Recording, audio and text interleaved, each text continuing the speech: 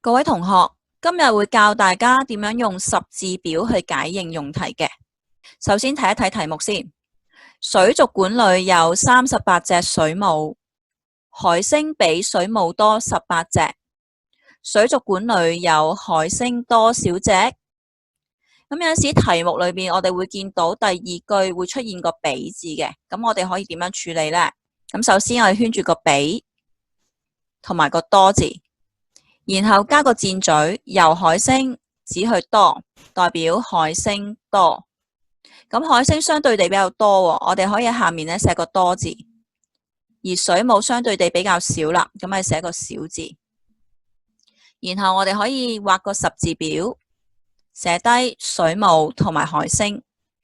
咁同學如果覺得水母同海星筆畫太多呢，我哋都可以揀一個字嚟寫嘅。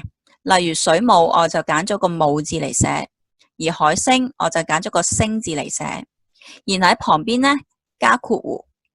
咁根據頭先我哋畫嘅箭嘴同埋圓圈啦，我哋會見到水母係相對地少啲嘅，咁寫個少字；而海星相對地比較多嘅，我哋就寫個多字。根據題目，水母有38隻，咁我哋就可以寫低啦。水母有38隻，而海星呢係多18隻，咁我哋就可以寫低38加18。題目問水族館裏有海星多少隻？咁我哋望下海星係寫住38加18嘅，咁即係話呢一題嘅列式就係38加18啦。